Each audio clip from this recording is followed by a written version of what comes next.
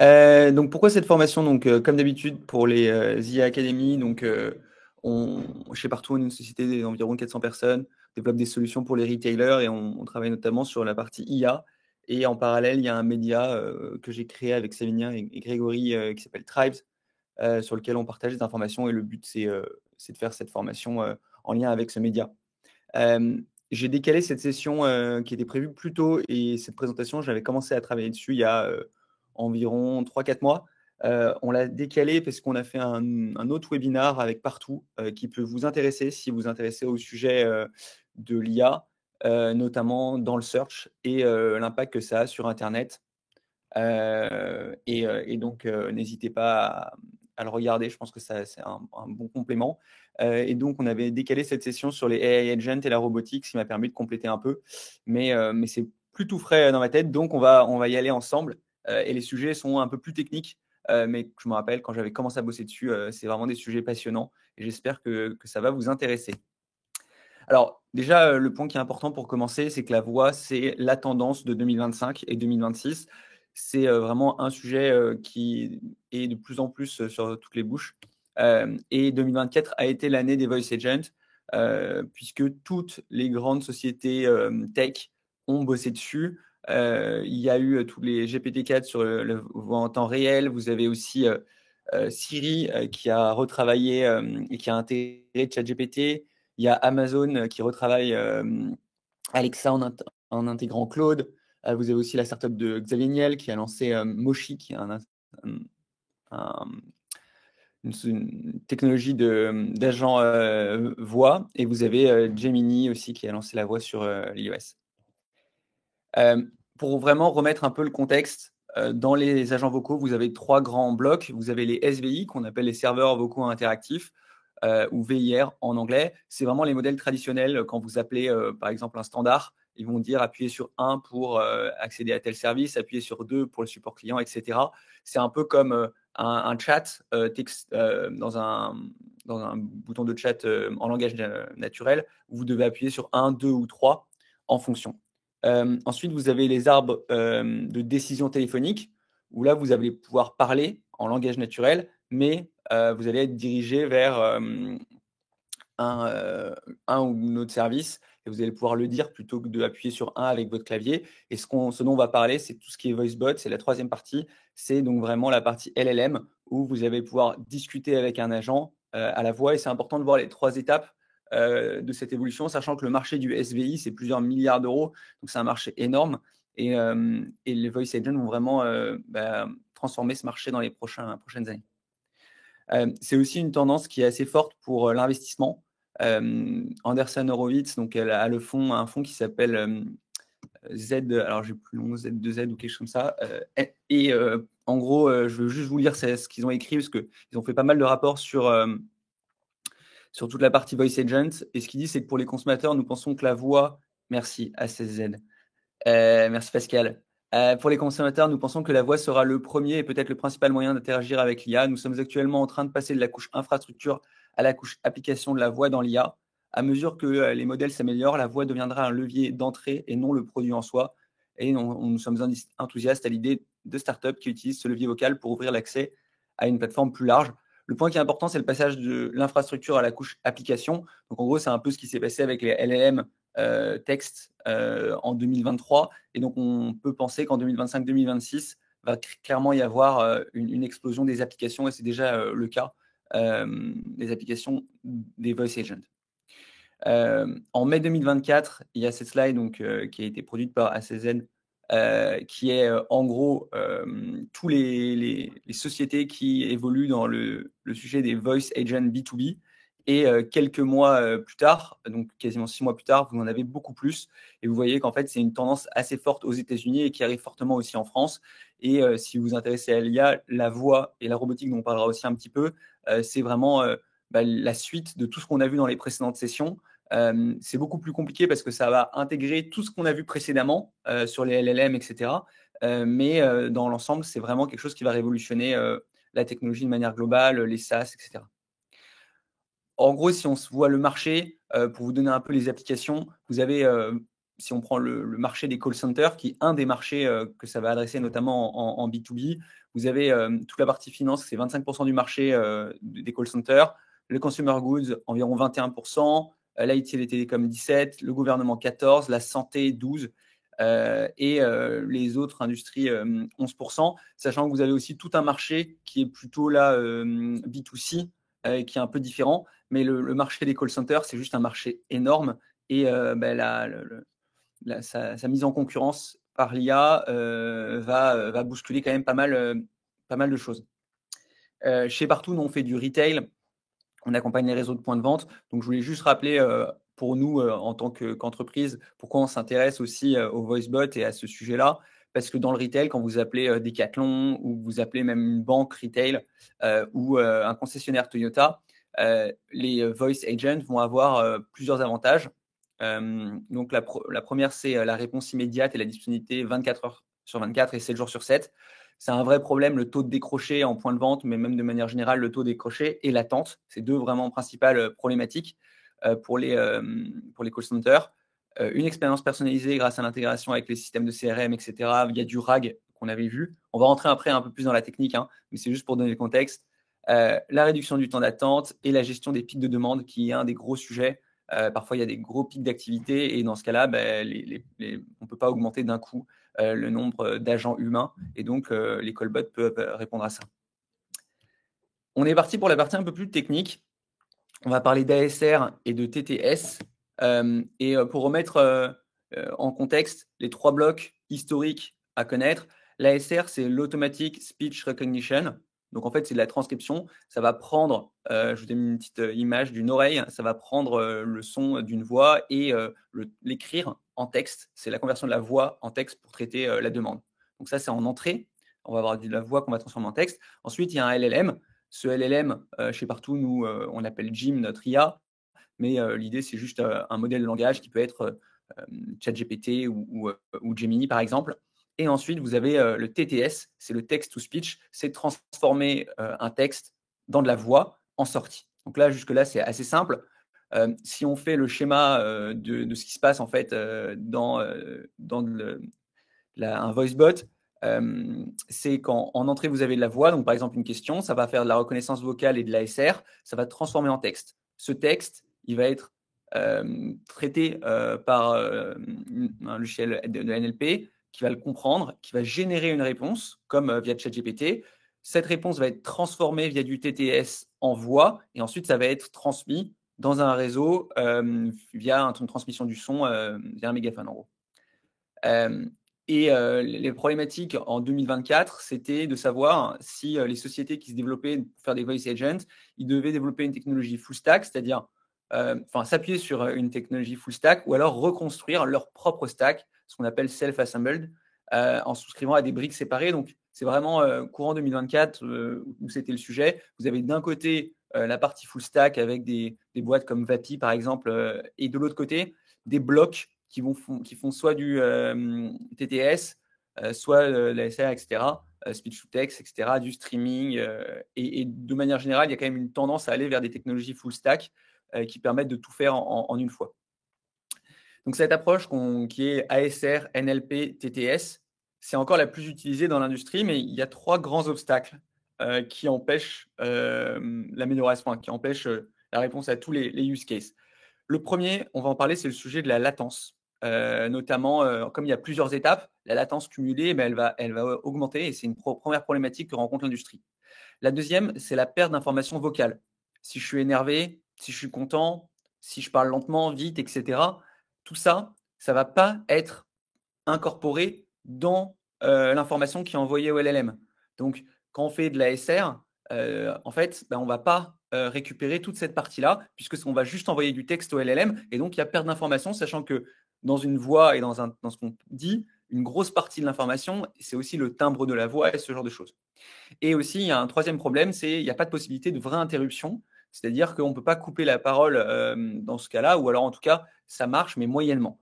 Et donc, il y a une révolution, moi, qui m'a bluffé d'un point de vue techno, et c'est ce dont je voulais parler aujourd'hui, c'est le voice-to-voice. Donc, le voice-to-voice, c'est de complètement repartir de zéro et se dire, plutôt que de faire de la voix qu'on transforme en texte, qu'on met dans un LLM, qu'on transforme en texte, qu'on transforme en voix, on va essayer de faire de la voix à la voix directement, sans passer par un espace vectoriel de langage. Donc, cette approche, c'est donc le voice-to-voice ou end-to-end speech ou speech-to-meaning. Enfin, il y a plein de termes pour le donner. Ça répond à un premier problème qui est la latence. Donc, le latence, c'est le délai total entre l'entrée de l'utilisateur, donc quand je parle, et la réponse complète du système, c'est-à-dire le retour de la parole. Au-dessus de 500 millisecondes, l'oreille humaine, elle fait la différence avec l'instantanéité, et donc ça pose un problème parce que vous allez avoir une sorte de latence, vous allez voir que vous parlez à un humain, vous allez vous impatienter, etc. Et ce qu'on voit, c'est que les 5 étapes qu'on vous a montrées tout à l'heure, ça prend entre 500 millisecondes et 1 seconde. Et si on rajoute à ça du RAG ou des opérations qui rallongent le temps d'attente, dans ce cas-là, parfois, ça va être un temps très long. Si vous posez des questions, par exemple, sur des informations liées à un CRM ou à votre commande ou ce genre de choses. Si on divise tout ce qui se passe dans la méthode ASR, LLM, TTS, on voit qu'en fait, il y a différentes parties qui vont prendre entre 100 millisecondes et 300 millisecondes. Et le but des sociétés qui font un système entier, c'est de diminuer au maximum chacune de ces étapes. Donc, la reconnaissance vocale, ça va prendre 100 millisecondes. Le traitement de l'ULLM, 300 millisecondes. La transmission du son, 50 millisecondes. Et tout ça, ça va faire qu'on va arriver entre 0,5 et 1 seconde, ce qui est assez long pour satisfaire une oreille humaine. Et donc, l'idée du voice-to-voice, c'est plus passer par du texte pour traiter la voix. C'est-à-dire qu'on ne va plus avoir voix, texte, LLM, texte, voix, mais on va juste aller avoir voix, LLM, voix. Mais c'est hyper compliqué. On va voir pourquoi c'est compliqué et quelles sont les solutions. Donc, en mai 2024, le modèle ASR-TTS, il y avait tous les blocs que vous voyez là. Et en janvier 2025, ce qui est en train d'arriver, c'est les modèles voice-to-voice. Et donc, c'est juste l'application voice-to-voice model et le streaming de l'autre côté.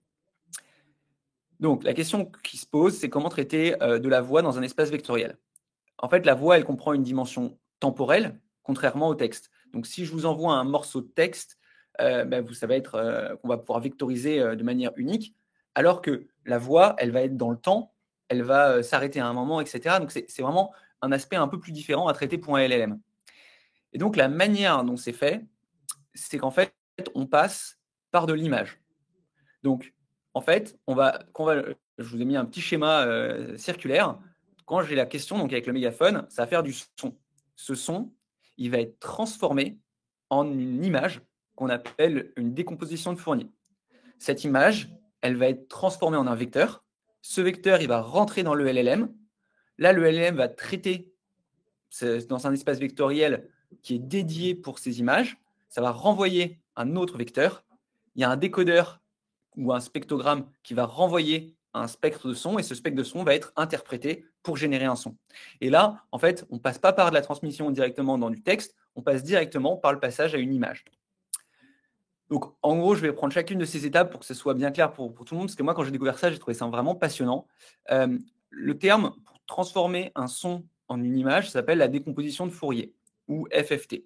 En gros, c'est un spectrogramme, et donc le signal de ma voix, par exemple, va être transformé en une image cette image, elle va comprendre du temps. Vous voyez la ligne avec marqué time. Et donc, ça va prendre en compte l'aspect temporel d'une voix qui ne peut pas être prise en compte dans du texte. Et ce qui est intéressant, c'est que cette voix, elle va prendre non pas seulement ce que je dis, mais aussi la manière dont je le dis, mon hésitation. Et donc, le spectrogramme qui est obtenu, il est bien plus riche en informations qu'un simple texte. C'est ce qu'on a dit. Et ça permet aussi d'intégrer des informations sur les accents. Par exemple, je ne sais pas si vous avez vu chez PT4.0, ils pouvaient prendre l'accent marseillais ou reconnaître des émotions. Et ça, c'est hyper difficile si c'est juste du text-to-speech, du speech-to-text. Mais ensuite, ce qui est intéressant aussi, c'est qu'on ne va pas juste envoyer cette énorme bande de spectrogrammes à un LLM. En fait, on va le découper en des petits morceaux de 20 millisecondes, et chaque petit morceau va ensuite être envoyé au LLM. Donc, le LLM, il va récupérer plein de petites sections de spectrogrammes, et chaque spectrogramme de 20 millisecondes représente de manière imager via une photo un son qui est sorti, qui est rentré dans le micro. Et ensuite, cette image, on va appliquer un modèle neuronal pour en extraire des patterns et vectoriser l'image. Donc en gros, on va prendre l'image et on va la transformer en un vecteur. Et donc ça, si vous avez vu les précédentes sessions, vous savez comment on fait de l'embedding et de la vectorisation. De la même manière qu'on vectorise un mot, on peut vectoriser une image. L'espace vectoriel dans lequel le modèle va travailler, ce n'est pas un espace composé de mots, mais de morceaux de spectrogrammes. Donc c'est le même concept qu'un espace vectoriel composé de mots, mais avec des images. Et le son produit par le mot bonjour, par exemple, est associé à un vecteur de n dimensions. Et donc, en gros, c'est comme si on associait des sons à des vecteurs. Et donc, le modèle qu'on va entraîner, il va être entraîné sur ce nouvel espace vectoriel et pour déterminer la prochaine séquence de spectrogrammes à prédire. C'est-à-dire qu'en entrée, on va avoir des images et en sortie, on va aussi avoir des images. Et donc ça, vous pouvez vous référer à la formation sur les modèles transformers, qui est la session 2 de l'IA Academy. Une fois qu'on a eu des vecteurs en entrée, que le LLM a travaillé, il a fait des vecteurs en sortie, par exemple, ça dit bonjour, le LLM va répondre bonjour, sauf que ce bonjour, il va être transformé en un vecteur, qui va être transformé en une image, et qui va être décodé ensuite. Donc, ce qui sort en vecteur va être décodé en un nouveau spectrogramme de sortie. C'est ce qu'on appelle une transformée inverse de Fourier. Et c'est appliqué pour reconstruire une onde sonore qui est lisible par un haut-parleur et pour répondre. Alors, la transformation de Fourier dans un modèle voice-to-voice, en fait, il y a plein d'autres choses qu'on peut extraire d'une onde sonore. On peut extraire du contenu, on peut extraire des identités de qui parle, en fait. On peut extraire de l'émotion. Et après, on va avoir plein de transformations qui s'appliquent à ces sons. Donc là, je vous ai donné des exemples. C'était il y a 6 mois où je me suis vraiment mis là-dedans. Donc, c'est difficile à réexpliquer. Vous avez la transformée de Sebstre pour la reconnaissance vocale, qui permet de classifier les interlocuteurs, savoir qui parle. La transformée de Hilbert, qui permet d'écouter les émotions dans la voix, etc. Vous avez des filtrages pour repérer plus précisément les gens qui parlent, parce que nos fréquences, quand on parle, elles sont différentes d'une fréquence d'une casserole qui bouge derrière ou ce genre de choses. Et après, vous avez toutes les compressions et les améliorations de la qualité vocale et de la réduction du bruit. Donc tout ça, ça va être vraiment appliqué sur des images et des spectrogrammes. Donc, si on compare d'un côté la méthode ASR-TTS et de l'autre côté la méthode voice-to-voice, il y a des avantages et des inconvénients. Oui, merci Philippe, c'est des spectrogrammes et non spectrogrammes. Je suis dyslexique et en plus, c'est le matin, donc je fais cette erreur. Merci pour le retour. Donc, sur la partie ASR plus TTS, les avantages, c'est qu'il y a une architecture connue et API robuste existante sur le marché. C'est-à-dire qu'en fait, c'est déjà un marché qui est mature. Il y a aussi, c'est plus facilement intégrable via du RAG, par exemple, puisque le RAG textuel existe déjà et c'est beaucoup plus facile. Ce qui est aussi important, c'est que c'est facilement auditable et débuggable via le texte, puisqu'on peut voir ce qui a été dit, ce qui est ressorti. C'est beaucoup plus facile à analyser que des images.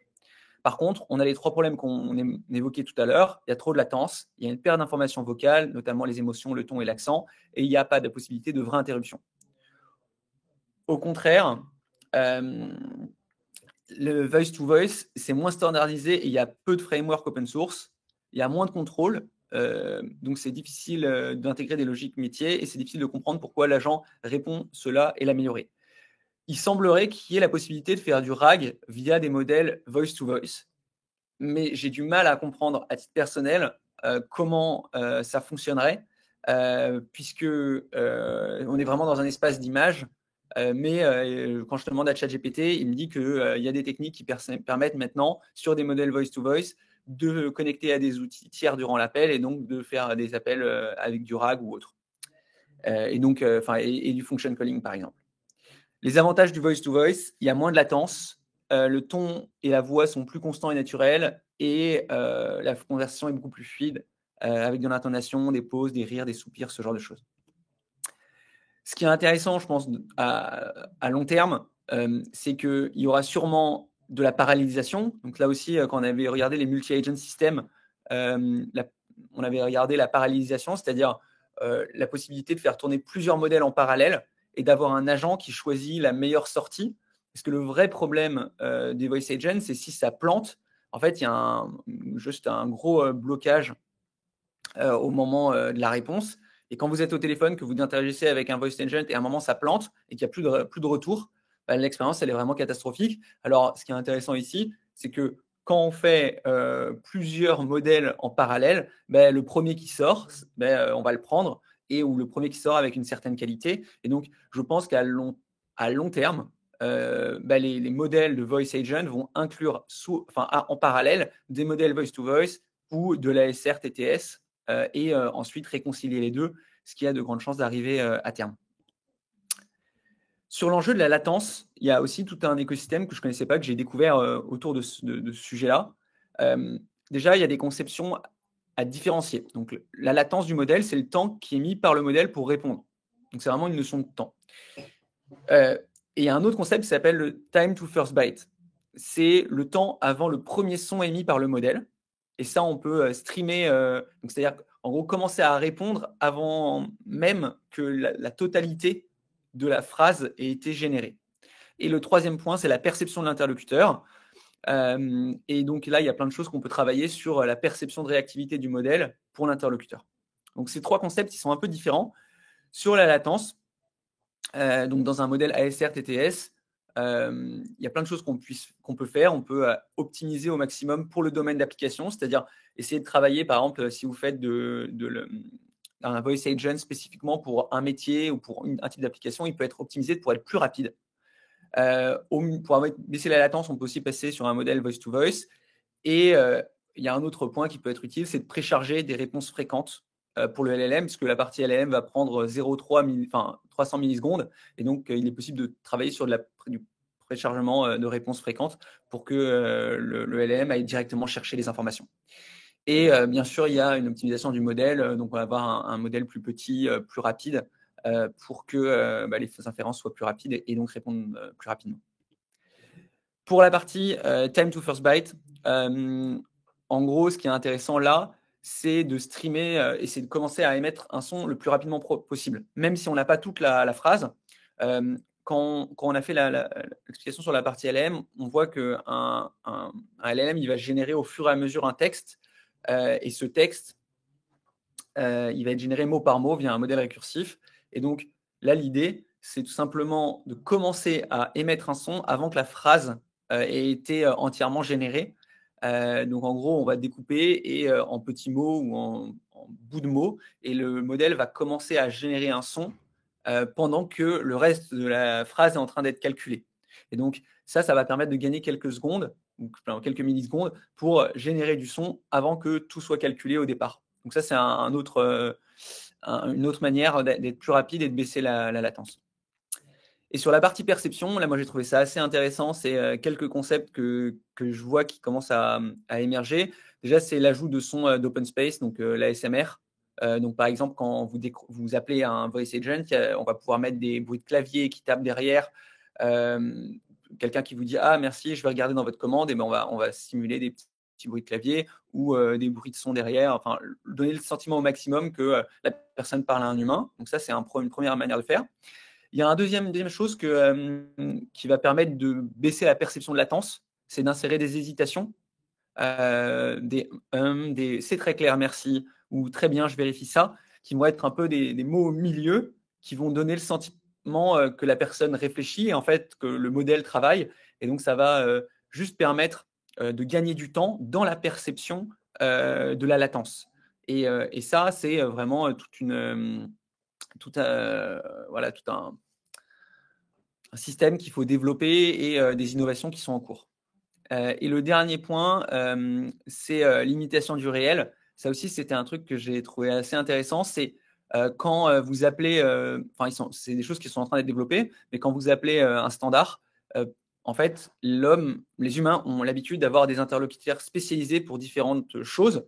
Et donc, on peut faire semblant de vous transférer un appel. C'est-à-dire que vous appelez pour savoir où en est votre commande. Vous avez quelqu'un qui va vous parler et vous allez dire, mais j'ai vraiment besoin de savoir quelle est ma commode? Ah, je veux vous passer au logisticien. Et là, vous allez avoir une autre nouvelle voix qui va arriver.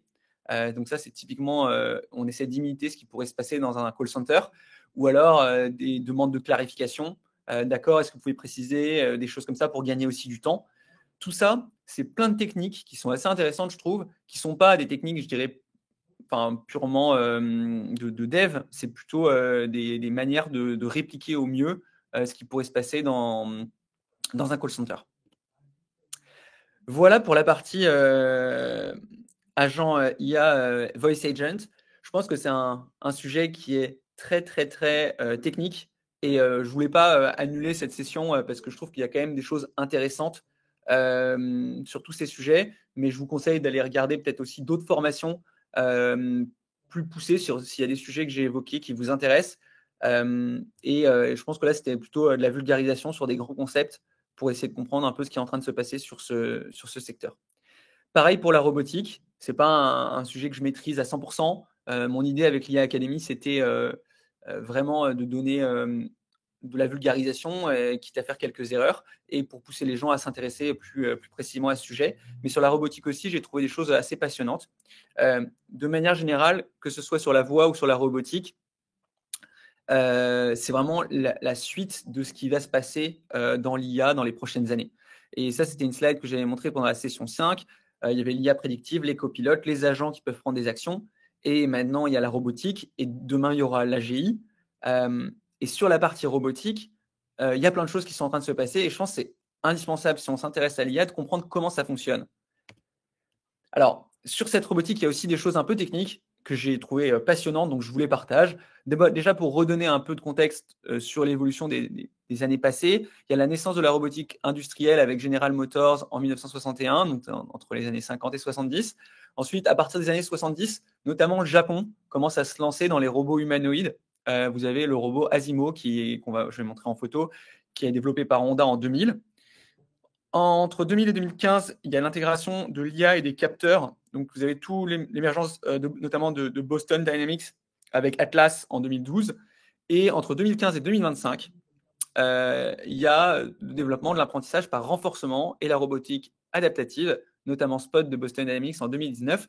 Et on va essayer d'expliquer qu'est-ce que c'est, de quoi on parle quand on parle d'apprentissage par renforcement pour la robotique. Donc, dans les années 2000, par exemple, le robot Honda Asimo, en fait, c'est un robot qui a une approche contrôle. C'est-à-dire que pour le faire marcher, on va modéliser toutes les informations qui l'entourent. Donc, si on veut lui faire monter des marches, ça va être la géométrie des marches, la hauteur, la profondeur, les forces de friction entre les pieds et les marches, la dynamique du robot, pour le maintenir en mouvement et plein d'autres choses. Donc, en fait, c'est vraiment tout va être modélisé et calculé. Et c'est l'entreprise qui développe le robot qui va lui donner cette information.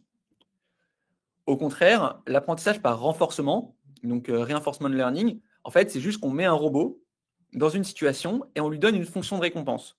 Cette fonction de récompense, ça va être de lui donner un peu de lui dire de maximiser cette fonction de récompense qui peut être par exemple rester debout. Et on va le mettre dans un terrain vague et on va lui dire si tu restes debout, tu maximises ta fonction de récompense et il va tester des choses, il va tomber et il va comprendre que ça, il ne faut pas le faire, puis il va se relever. Et en fait, comme un enfant qui apprend à marcher, il va découvrir le monde. Et ça, c'est une autre méthode, donc l'apprentissage par renforcement, qui permet de développer des robots qui développent des nouvelles compétences. Ce dont je parle là, actuellement, je l'ai découvert, et notamment aussi sur la partie Voice Agent, je l'ai découvert dans Underscore, qui est un super podcast que je vous conseille si vous voulez découvrir ces sujets-là. Donc, je reprends quelques idées qu'ils évoquent dans le podcast Underscore que je vous conseille. Et dans le podcast Underscore, il parle aussi d'un truc que je trouve assez marrant, c'est juste de mettre un robot en fait dans une salle et de lui envoyer des balles dessus et de lui dire tu dois tenir et garder ton équilibre, et on va lui envoyer des balles de tennis au maximum, et en fait en prenant les balles de tennis il va apprendre à se redresser, à garder son équilibre, etc. Et c'est comme ça que ça fonctionne, l'apprentissage par renforcement. Après, ce qui est aussi intéressant, c'est que l'apprentissage par renforcement, donc un robot qui apprend par essai, erreur et fonction de récompense, ça va souvent être dans un espace simulé, donc dans un environnement simulé, c'est-à-dire dans un ordinateur. C'est-à-dire qu'on va lui apprendre à tenir debout en simulant son espace et en lui envoyant des balles de manière simulée. Et en fait, à l'aide de l'algorithme de renforcement learning, le robot il va apprendre à optimiser, à rester debout, à avancer, à éviter des obstacles. Et ensuite, cet apprentissage, on va le transférer au réel, c'est-à-dire prendre tout ce que le robot a appris, le donner dans un vrai robot qui va marcher sur du sol. Et tout ce qu'il aura appris en simulation, il va être capable de le reproduire au réel. Sauf que dans le réel, il y a plein d'autres choses qui vont changer. Par exemple, il va y avoir du vent, il va y avoir des usures sur les pieds du robot. Les marches de l'escalier vont pas être exactement pareilles. Et donc, il va réapprendre d'autres choses qui vont être plus difficiles à simuler dans un environnement digital. Et ça, cet apprentissage par renforcement, c'est vraiment à la base de les évolutions qui vont arriver pour la robotique dans les prochaines années. L'autre truc qui m'a vraiment bluffé quand j'ai essayé de me renseigner sur la partie robotique, c'est ces modèles d'IA qu'on appelle des VLAM, des Vision Language Action Model. Pour faire très simple, un VLAM, c'est les modèles qui sont utilisés pour la robotique. Et en gros, ils vont faire comme ce qu'on fait nous, ils vont transformer de la vision et du langage en action. Donc en entrée, vous allez avoir quelqu'un qui parle et quelqu'un, vous allez entendre de la voix qu'on va potentiellement transformer en texte ou alors via un modèle de voice to voice. Et de l'autre côté, vous avez la vision des caméras qui vont être mises à disposition du robot. Un schéma très simple d'un VLAM, c'est d'un côté text instruction avec un encodeur et image observation avec un encodeur. Ces deux inputs vont être vectorisés dans un espace vectoriel qui va ensuite générer des actions. Et ces actions vont être décodées, enfin ces actions en vecteur vont être décodées en actions réelles pour que le robot y bouge. J'ai essayé de vous prendre un exemple très concret où on va demander à Optimus, donc Optimus c'est le robot de Tesla, et donc robot d'Elon Musk, qui doit servir un cocktail. Alors ça avait fait pas mal de bruit parce que potentiellement il était téléguidé, etc. Il y a plein de débats autour de ça. Mais un robot qui doit servir un cocktail, comment ça fonctionne? En fait, vous avez deux entrées. Vous avez d'une part un texte, et donc vous avez quelqu'un qui arrive vers le robot et qui dit « Est-ce que je peux avoir un cocktail ?» Ça, ce texte, il va être récupéré et transformé en un vecteur. Et de l'autre côté, vous avez un verre qui est tendu vers le robot.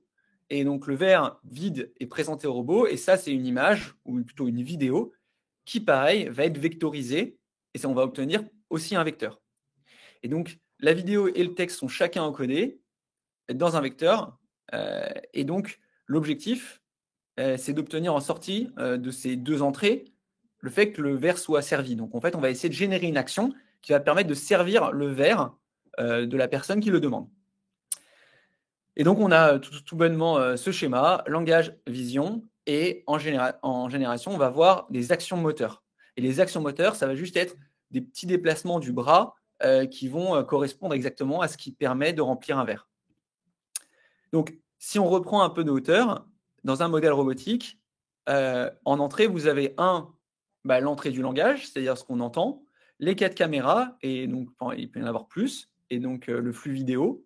Vous avez aussi l'état des moteurs à l'instant T, c'est-à-dire que si le robot a déjà la main tendue, ça ne va pas être les mêmes angles qui vont arriver.